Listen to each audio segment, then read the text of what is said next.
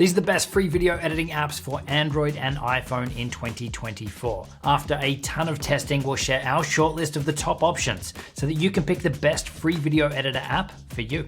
Now, all of these will work on both iOS and Android, and all of them have watermark free versions, but they also do all have paid upgrades available. But regardless, the free versions of these apps are absolutely solid options. Option number one is InShot. And this is probably the easiest to use, probably it's got the most intuitive interface, but hey, all of these three are actually pretty easy. And they actually all function pretty much the same too. But the interface here in InShot, I do think is probably more suited for portrait videos, but obviously you can still do widescreen, square, and other video formats too. InShot has a good amount of features like background removal and a ton of effects that you can add in. It's also got some AI functionality, but for those, you generally need to be on the paid version of this app. They can definitely create multi-layered videos in here where you've got videos stacked up on top of each other. It's not as intuitive and as easy to do as some of the other options I've got coming up, but you can still do it in here. It's also worth noting that the free version of InShot, it does have a lot of ads.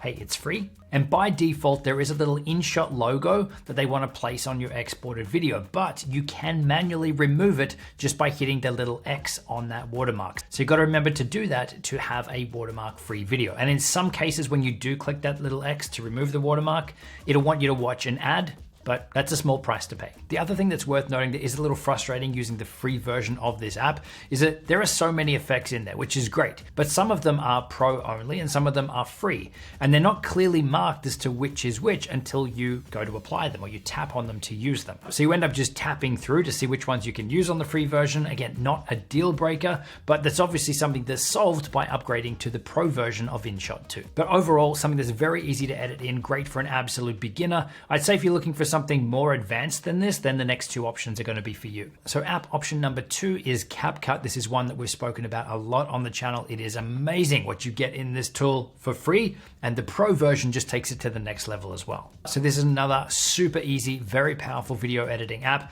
It also works on Mac and Windows too. So while InShot had a lot of effects and transitions and stuff you could easily apply to your videos, I'd say that CapCut, out of the shortlisted apps in this video, has the most amount of effects, the most amount of animations, and also the most amount of AI tools. In my opinion, I think it's got a cleaner, more intuitive interface than InShot, which is pretty impressive given that it's also got more features and everything in there too. Also, the editing experience in CapCut to me does feel more fluid, more polished, more refined. And you also get access to a load of templates in there as well. So if you're not sure what you want to edit, or you've seen some videos on TikTok that you want to replicate, there's a bunch of templates in here that you can use. It's also got some cool functionality around cloud syncing and backups and team integrations. Some of those are paid features. And again, there's also no watermark or CapCut branding unless you're trying to use some of the pro features when you're exporting on the free plan. One thing you should be aware of is that by default, on every new project, it'll automatically create a title card or a screen that says CapCut at the end of your videos. You just want to make sure that you're selecting on that and removing it, and then it'll be gone from your saved out videos. You don't need to watch an ad or anything. You can just select it, press delete. So again, this is another great option for someone who is an absolute beginner, but I'd say right up to an intermediate level, given the more advanced features and controls and things that you've got access to in there. The next app option is VN Video Editor. This is another one that I've been a fan of for a long time, and this is very similar in a lot of ways to both InShot, but probably more so to CapCut. And this one also has a Mac version as well, and there are some workarounds to get it working on Windows. Now, in terms of the layout and the tools and the usability and everything in here, I probably like this one the most. I really like the way the different video tracks are already laid out and separated out, but again, that could be me coming from more professional software and using these tools as well. But it just feels cleaner to have designated areas for different things, for titles, extra footage, and music. But again, this is also very, very similar to how CapCut treats things and how it behaves as well. I really like the dedicated trimming functionality that you get access to in VN Video Editor, which will really help you get more granular with your edits. And you also get more control over things like your exporting with different frame rates and bit rates and all of that stuff. You can customize up what you're saving out to a greater level than you can in the other two apps.